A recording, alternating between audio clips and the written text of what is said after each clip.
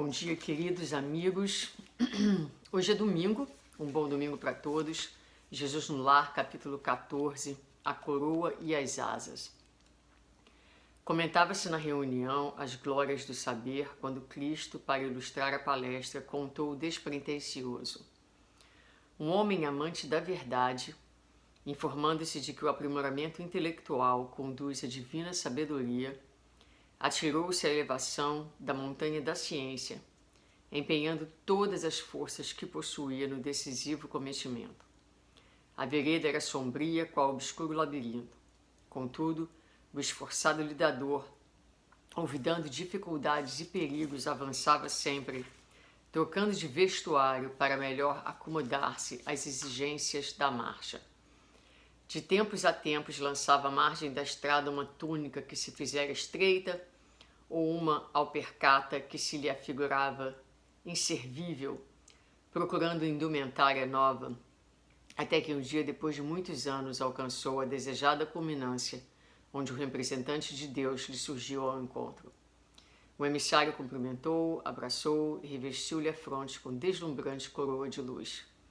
Todavia, quando o vencedor do conhecimento quis prosseguir adiante na direção do paraíso, recomendou-lhe o mensageiro que voltasse atrás dos próprios passos a ver o trilho percorrido e que de sua atitude na revisão do caminho dependeria a concessão de asas com que lhe seria possível voar ao encontro do Pai Eterno. O interessado regressou, mas agora, auxiliado pela fulgurante auréola de que fora investido, podia contemplar todos os ângulos da senda antes inextricável ao seu olhar. Não conteve o riso diante das estranhas roupagens de que os viajores da retaguarda se vestiam. Aqui notava uma túnica rota, acolá uma sandália extravagante. Peregrinos inúmeros se apoiavam em bordões quebradiços, enquanto outros se amparavam em capas misérrimas. Entretanto, cada qual, com impertinência infantil, marchava senhor de si, como se envergasse a roupa mais valiosa do mundo. O vencedor da ciência não suportou as impressões que o quadro lhe causava e abriu-se em frases de zombaria, reprovando acremente a ignorância de quantos seguiam em vestes ridículas ou inadequadas. Gritou, condenou e fez apodos contundentes. Dirigiu-se à comunidade dos viajantes com tamanha ironia que muitos renunciaram à subida, retornando à inércia da planície vasta. Após amaldiçoar a todos indistintamente, voltou o herói coroado ao cume do monte, na expectativa de partir sem detença ao encontro do Pai. Mas o anjo, muito triste, explicou-lhe que a roupagem dos outros, que lhe provocara tanto sarcasmo inútil, era aquela mesma que ele se servira para elevar-se, ao tempo em que era frágil e semicego, e que as asas de luz com que deveria erguer-se ao trono divino somente lhe seriam dadas quando edificasse o amor no imo do coração. Faltavam-lhe piedade e entendimento, que ele voltasse demoradamente ao caminho e auxiliasse os semelhantes, sem o que jamais conseguiria equilibrar-se no céu. Alguns minutos de silêncio seguiram indevassáveis. O mestre, todavia, imprimindo significativa ênfase às palavras, terminou. Há muitas almas na terra, ostentando a luminosa coroa da ciência, mas de coração adormecido na impiedade, salientando-se no sarcasmo pueril e na censura indébita.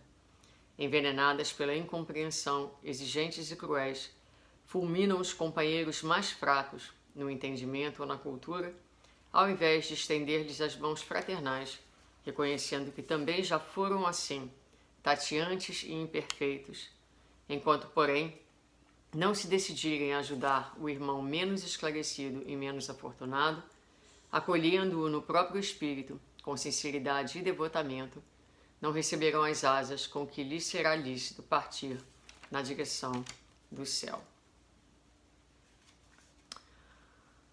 A mensagem de hoje vem muito de encontro com um tema que nós temos feito, que é o tema da lei do progresso, que fala precisamente dessa evolução intelectual e da evolução moral. Nós sabemos com os espíritos que as civilizações, nós só poderíamos ser considerados uma civilização o dia em que formos homens moralizados, ou seja, homens evangelizados, homens capazes de amar. Que o que caracteriza as verdadeiras civilizações são exatamente a moralização das criaturas, que o desenvolvimento da inteligência é somente a primeira fase do processo de civilização.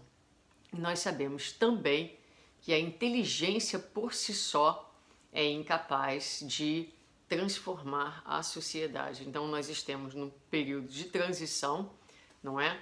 Passando para a era de regeneração, que só acontecerá quando nós nos moralizarmos. A inteligência sozinha é impotente, essa é a palavra, para promover o avanço da nossa sociedade. O que a inteligência permite é o que está escrito aqui.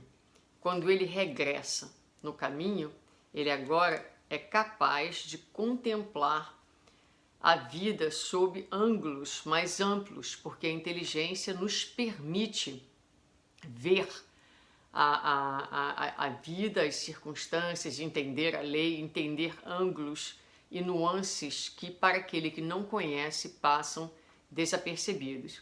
No entanto, a história é uma ilustração magnífica desse tema, porque apesar dele conseguir contemplar, faltava a ele exatamente o que o anjo vai colocar aqui no final, que são a capacidade da empatia, da piedade, do entendimento, que faz com que possibilitaria ele perceber que aquelas roupas simples, aquelas que representam estágios de experiência, não é?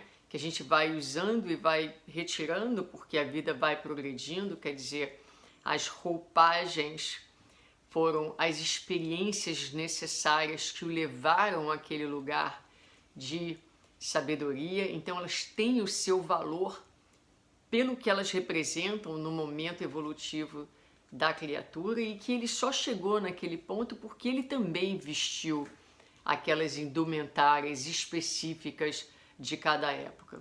O que é importante nós pensarmos é que se nós temos acesso à cultura, e eu confesso mesmo, que muitas vezes, por exemplo, quando nós estamos lidando com alguém que sabe menos ou que tem dificuldade de entender algum conceito, a irritação, por exemplo, é um sinal de arrogância, é um sinal de superioridade, de falta de empatia. E muitas vezes senti isso na minha vida e hoje reflito sobre esse sentimento para que eu possa estar atenta a qualquer sinal de superioridade que muitas e muitas vezes ainda acontecem na nossa humanidade e que falam exatamente disso. Às vezes a gente sabe um pouco mais e nós olhamos para o outro como se o outro valesse menos e não somos tão úteis como Jesus vai propor aqui no final. Não é? Se nós temos o conhecimento, se nós entendemos, é porque nos cabe a tarefa não de julgar, não de diminuir, mas de promover, de elevar, de dignificar aquele que sabe menos, dentro de um processo de fraternidade, de solidariedade e de empatia, de amor, não é? Que a lei nos pede, para que possamos ter as duas asas e tenhamos também um voo equilibrado rumo à luz, rumo à consciência, rumo a Deus, nosso Pai. Que todos tenham um dia de muita paz.